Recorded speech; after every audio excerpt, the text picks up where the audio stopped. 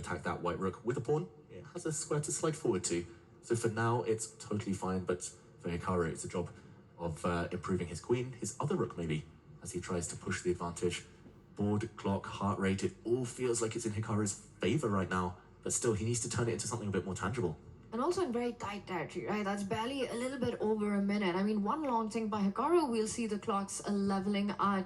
But Javakir, he needs to make sure that he's ready with his responses. This last move, A4, is one that we spoke about.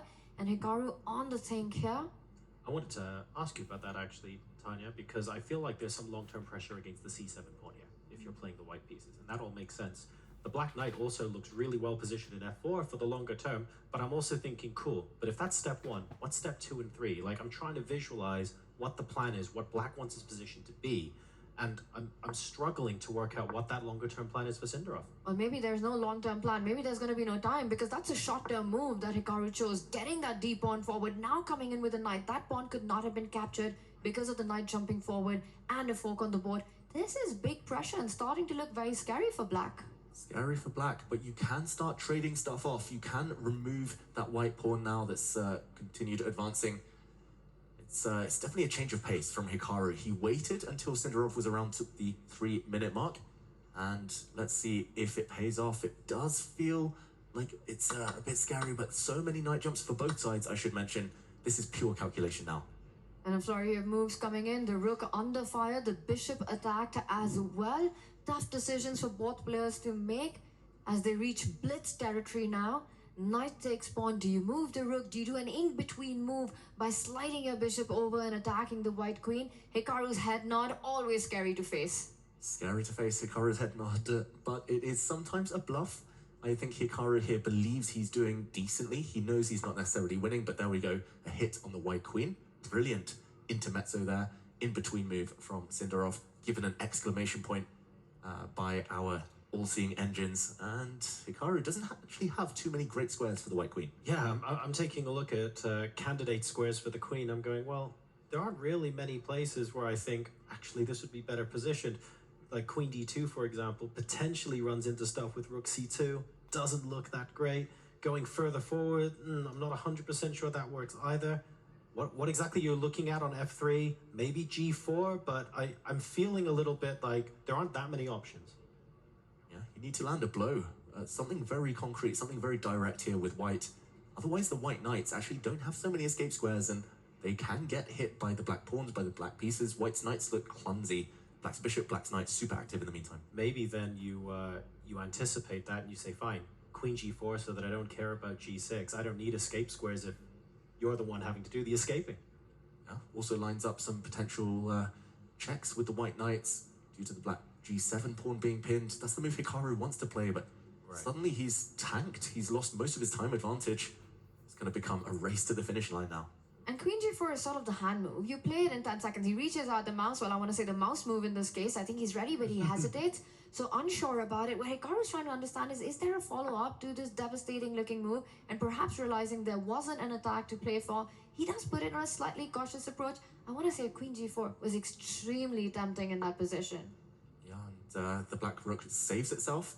Could maybe have gone more active, but Sindarov plays a very natural move, defending a pawn, defending his 7th rank as well.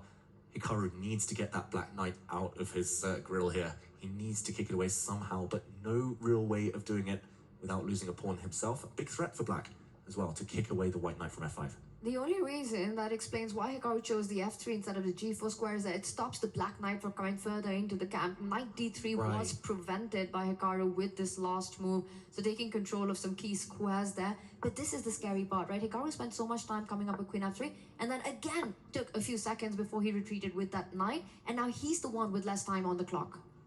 Question mark move though. That white queen is within forking distance. Watch out, the black knight might later land a check. In the meantime, a retreat from Hikaru forced and a shake of the head. He's not liking his position. He's down 10 seconds suddenly. This is a bullet game. It looks roughly level, at least visually, but Sindarov is the one with the momentum on his side. It does feel like if you compare this position, superficially to what was 5 moves ago, the white knights in really menacing positions, black not really able to do much about it because the queen could have come up to g4 and stuff like that. And you compare that position 4 or 5 moves ago to what it looks like now, it feels like the thread is being lost just a little bit. The biggest difference is the 0 to hero piece, and that's the light squared bishop on b3, taking away so many big squares. And Sindarov now improves the position of his queen. Finally, Hikaru kicks out the knight after the h3 pawn was defended, which reroutes itself. David, I have a feeling that Sindarov is feeling ambitious about his chances here. Sindarov thinks he's doing well. Sindarov wants to win this on the board, maybe even the clock. It's a huge time advantage for black. And this is getting extremely tense, and you can see it on Hikaru. He's feeling the pressure. His pieces, the lack of coordination, a big threat on the board. There's a fork coming in. Be careful. Watch out, Hikaru Nakamura. He defends it with his king. And a pawn drops. Sindarov now with the advantage. One pawn up, also 30 seconds up. Hikaru Nakamura needs to put on his speed here. Ooh, the white queen coming in with a check potentially. The white queen coming in with a check. That's the resource he's relying on for this move that Sindarov had planted. The knight jumping in now. The rook does defend. Hikaru Nakamura, known as the most resourceful player on the planet. He's got to put that cap on right now. He looked so frustrated a moment ago, Hikaru Nakamura. He keeps glancing up at the clock. Suddenly Sindarov, longest pick he's had in a while, and the bar all in black side, pushing the f-pawn forward was apparently a winning move for Sindarov. Instead, trading queens, being a bit more conservative here, but he's still up on time, up that one pawn. And Hikaru just couldn't afford the queen trade. That would end up in a lost endgame. He tries to fight, he tries to keep the calculation going, the complications going, but I'd be scared for that queen, which is now being chased around the board. Ooh, that white queen almost trapped there as it stood, but resourceful from Hikaru Nakamura. That white knight near the black king now, the black rook a bit loose, everything hanging by a thread for both players. Hikaru jumping around with his knight, threat after threat. This is just going to be decided on the clock. This is blunder territory for both sides. And it's 30 seconds. It's almost a hyper bullet mode right now. That extra pawn doesn't matter. Look at the control that Hikaru has on the light squares. The queen and knight, a deadly combination. The queen's forced off the board right now. A close to winning ending for black. But does Javakir have enough time? Yeah, he's turned it around on the clock. Hikaru Nakamura, those few seconds might be worth a pawn here, as black still with the material advantage, but losing control. Knight's jumping. It's going to be checks. Oh, it's anyone's game now. Under 20 seconds for Sindarov. This is a flagging game. He's got 10 seconds left, and that's he gets checkmated. Hikaru Nakamura does the unbelievable. Out of nowhere, mate on the board. Hikaru Nakamura, from a position that could be described as trying to find some sort of resource, pulls out the ultimate resource. Rook G4, checkmate. And out of nowhere, Hikaru Nakamura takes the win in game number 1. Now, a lot of players, a lot of viewers would say, oh, hang on a second, that could be construed as a bit lucky in a difficult position. I'm pretty sure he manufactured that and knew exactly what he was doing. That was experience playing a key role deciding that game.